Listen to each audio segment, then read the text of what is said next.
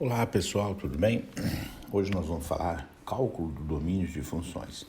O que significa calcular o domínio de uma função? Significa que nós vamos ter que encontrar o maior subconjunto real onde essa função esteja definida. O que significa isso? É que atribuindo um valor real para x, a gente vai obter uma imagem, um y, também real.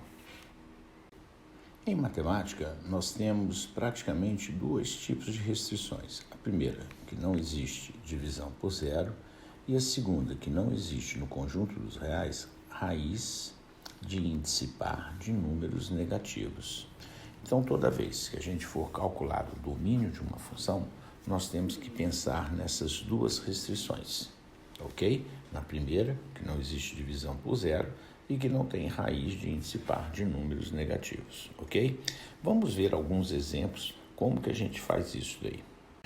Vamos fazer análise desses três exemplos aí, letra A, B e C, para vocês possam entender o que são essas restrições que eu falei.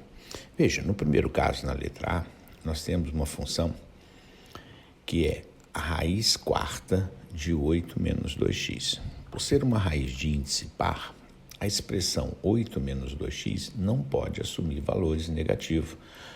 Como falei antes, a raiz de índice par de número negativo não existe no campo dos reais. Então, eu tenho que garantir que 8 menos 2x seja um número quê? Positivo ou nulo.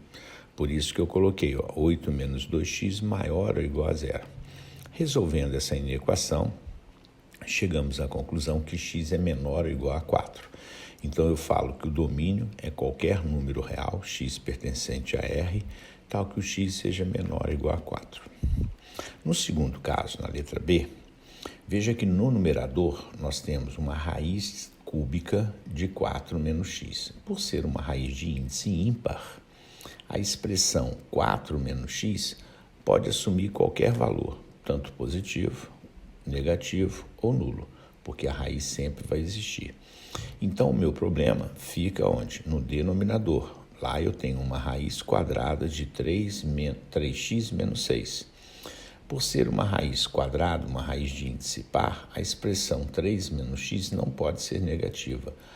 Também não pode ser nula, porque se encontra no denominador. Então, neste caso, eu aplico as duas restrições.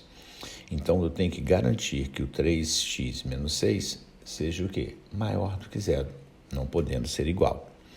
Isso faz com que o x seja maior do que 2. Então, eu falo que o meu domínio é qualquer número real, x pertencente a R, tal que o x seja apenas maior do que 2.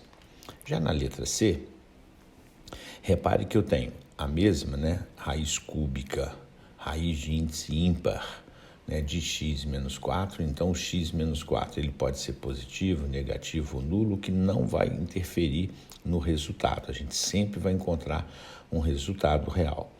Já no denominador, a expressão x ao quadrado mais 4 não possui raízes reais, porque aqui o x ao quadrado é igual a menos 4, x seria mais ou menos a raiz de menos 4. Logo, não tem nenhuma raiz real. Assim, o denominador nunca vai ser igual a zero, para qualquer valor de x. Logo, eu falo que o domínio dessa expressão é o conjunto dos reais, ok? Vamos ver mais um outro exemplo, que envolve um pouquinho mais de análise. Neste exemplo, nós temos que a função é a raiz quadrada de x ao quadrado menos 6x mais 9, e esta função, x ao quadrado menos 6x mais 9, não pode assumir valores negativos, ok? Mas pode assumir valores nulos. E no denominador, nós temos a expressão x menos 3. Então, como que a gente resolve neste caso? Tá ok?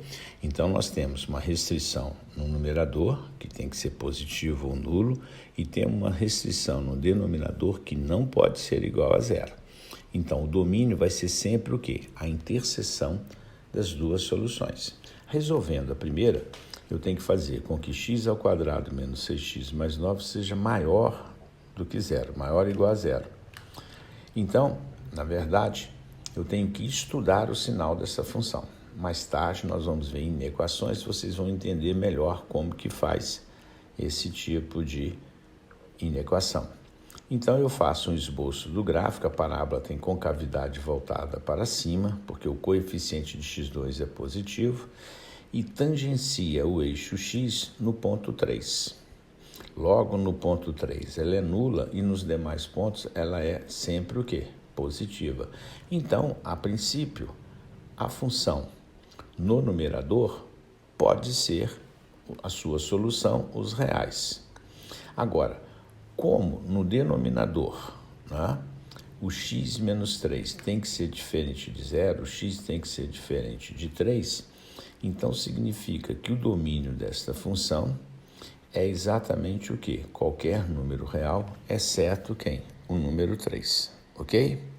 Vou colocar aqui mais exemplos para que vocês possam treinar em casa o cálculo do domínio de uma função, tá ok? Um abraço a todos.